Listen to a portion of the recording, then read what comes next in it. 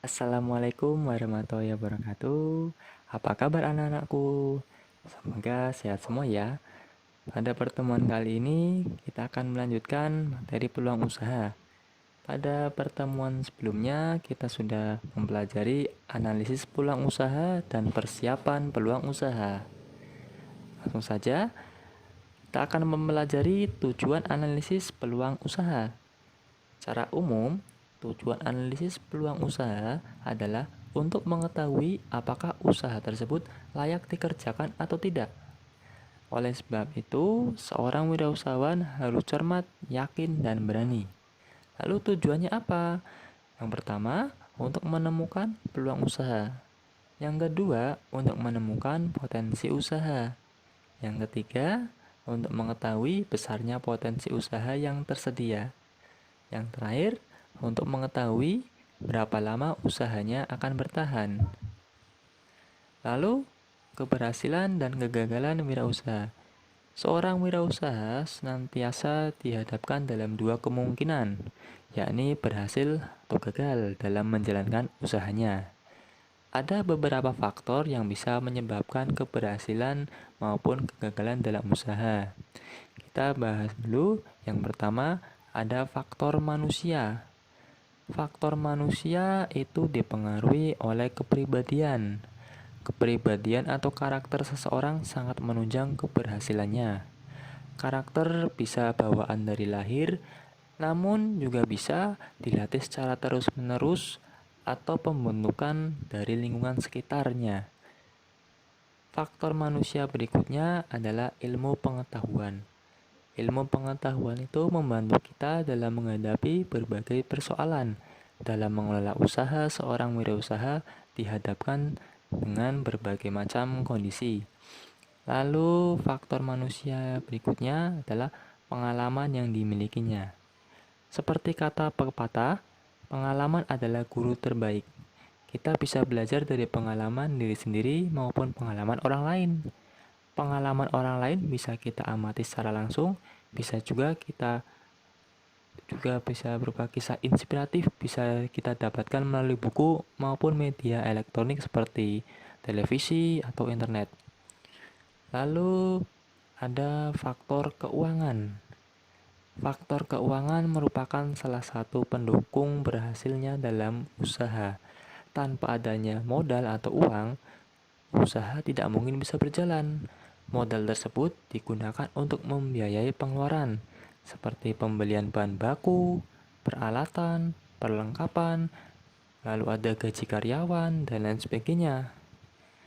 Ya, uang memang bukan segalanya, tetapi segalanya membutuhkan uang. Faktor penyebab keberhasilan yang ketiga yaitu perencanaan. Perencanaan yang matang sangat dibutuhkan untuk menunjang keberhasilan usaha. Lalu, faktor perencanaan dapat dimulai saat usaha itu mau didirikan.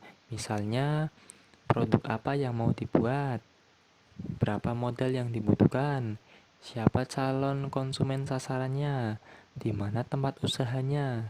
Terakhir, siapa yang terlibat dalam kegiatan usahanya. Faktor berikutnya adalah pemasaran. Pemasaran produk merupakan faktor yang sangat penting. Sebagus apapun produk, bila kita tidak mampu memasarkannya, maka produk yang kita buat tidak dapat menjangkau konsumen yang kita tuju. Oleh sebab itu, kita harus memikirkan keberhasilannya. Yang pertama, siapa yang akan memasarkan produk? Yang kedua, siapa yang akan membeli atau pembeli potensial dari produk kita? Yang terakhir, apa strategi yang kita gunakan supaya pemasaran yang kita lakukan itu berhasil? Lalu, faktor keberhasilan wirausaha menurut Adyaksa Daud itu ada yang namanya dream atau impian, mimpi, opportunity atau mampu mencari peluang usaha, reform atau menyusun perencanaan dan mengimplementasikan secara sistematis, action atau melakukan suatu tindakan, energi, memiliki semangat yang tinggi, mapping, atau bisa melakukan pemetaan usaha. Lalu ada organizing, atau bergabung dengan organisasi atau perkumpulan atau serikat. Dan network, memiliki jaringan atau relasi yang luas. Untuk faktor keberhasilan wirausaha menurut Adiaksa Daud, kita bisa menyingkatnya menjadi Doraemon, yaitu Dream, Opportunity, Reform, Action, Energy, Mapping, Organizing, dan Network. Lalu kita sudah mengetahui faktor keberhasilan, kita juga harus mengetahui faktor kegagalan wirausaha. Faktor kegagalan wirausaha menurut Zimmer yang pertama, tidak kompeten dalam manajerial. Lalu yang berikutnya, kurang berpengalaman. Ketiga, tidak bisa mengolah keuangan. Lalu ada lokasi yang kurang mendukung. Faktor berikutnya, gagal dalam perencanaan, sikap yang kurang sungguh-sungguh. Lalu ada ketidakmampuan dalam melakukan peralihan atau transisi wirausaha. Yang terakhir, kurangnya pengawasan peralatan. Lalu, bagaimana memanfaatkan peluang usaha secara kreatif dan inovatif? Salah satu faktor keberhasilan seorang wirausaha adalah kemampuannya dalam memanfaatkan peluang secara kreatif dan inovatif. Kreatif merupakan kemampuan untuk menciptakan sesuatu, sedangkan orang yang kreatif adalah orang yang memiliki daya cipta. Berdasarkan penelitian, kreatif bisa diidentifikasikan sebagai yang pertama yaitu menciptakan atau to create. Itu proses berupa mencari atau menciptakan dari yang tidak ada menjadi ada. Yang kedua, memodifikasi atau to modify. Dalam memodifikasi, sesuatu berupa atau mencari cara membentuk fungsi-fungsi baru atau menjadikan sesuatu menjadi berbeda penggunanya oleh orang lain. Yang ketiga, mengkombinasikan atau to combine, yaitu menggabungkan dua hal atau lebih yang sebelumnya tidak saling berhubungan. Memanfaatkan peluang usaha secara kreatif dan inovatif dengan cara pertama, memanfaatkan barang yang tidak terpakai. Misalnya memanfaatkan kain perca, sedotan, stik es krim menjadi produk yang mempunyai nilai jual. Yang kedua, kita bisa memanfaatkan barang yang disediakan oleh alam. Contohnya, memanfaatkan akar pohon, tanah liat menjadi kerajinan. Yang ketiga, memanfaatkan kejadian atau peristiwa yang ada. Misalnya saat musim hujan kita bisa menjual payung atau jas hujan. Musim panas kita bisa menjual kayak masker, penutup muka, atau berdagang minuman dan lain sebagainya. Yang keempat, memanfaatkan segala sesuatu yang bisa memberikan peluang usaha. Lalu, sedangkan jenis inovasi menurut Kuratko ada 4 jenis inovasi. Yang pertama ada invensi atau penemuan baru. Yang kedua ada ekstensi atau pengembangan dari yang sudah ada. Yang ketiga ada duplikasi atau penggandaan, memperbanyak produk yang sudah ada dan yang sudah terkenal. Yang keempat, sintesis atau menggabungkan, mengkombinasikan konsep dan formula yang sudah ada menjadi formula baru.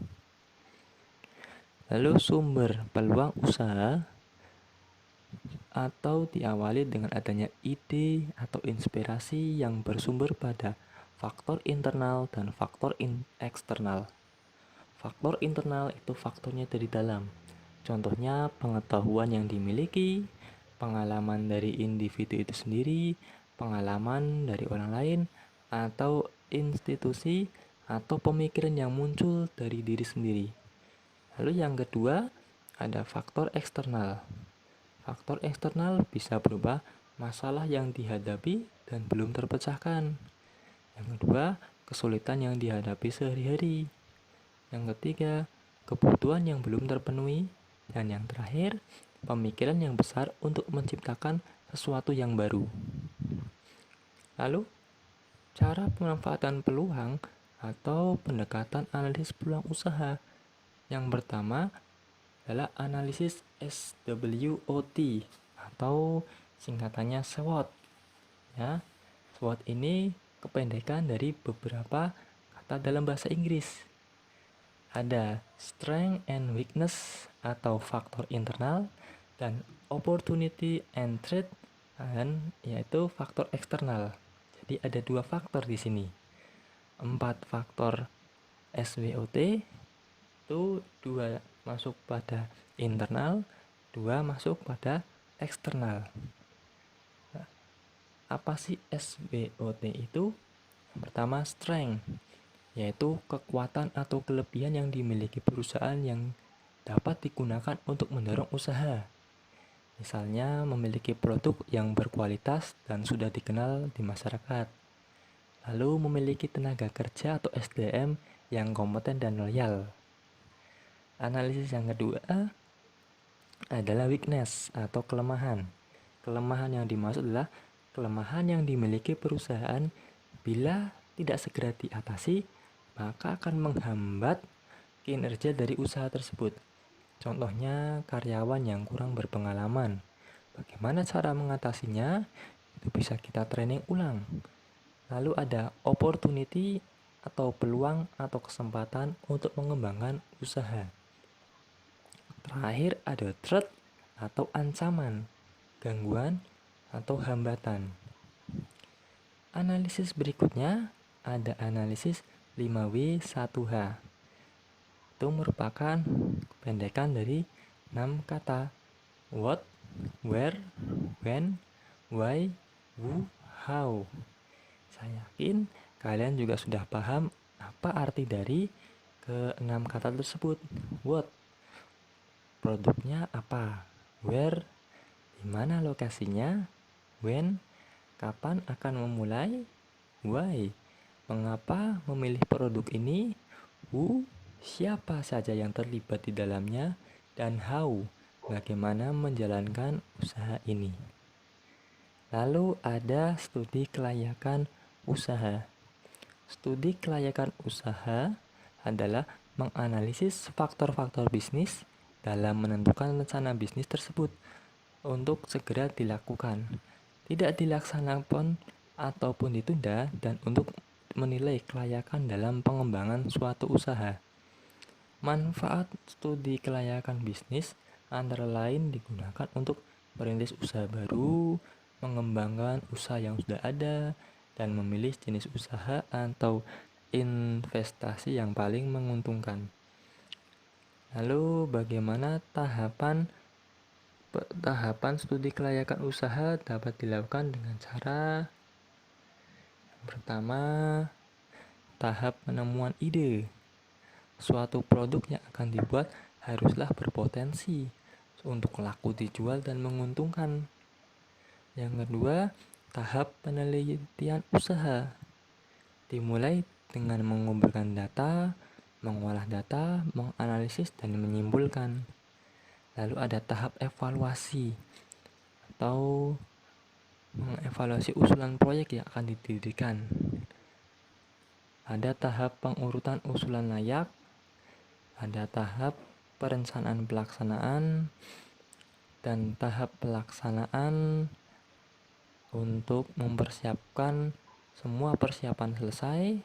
Nah, tahap berikutnya adalah tujuan studi kelayakan bisnis atau usaha untuk menghindari keterlanjutan penanaman modal yang terlalu besar pada peluang bisnis yang kurang menguntungkan. Nah, sekian saja materi yang bisa saya sampaikan. Jangan lupa materi ini dipelajari dan kita bisa melanjutkan materi berikutnya. Baik, untuk materinya saya sekian aja. Jangan lupa subscribe and channel. Ya, assalamualaikum warahmatullahi wabarakatuh.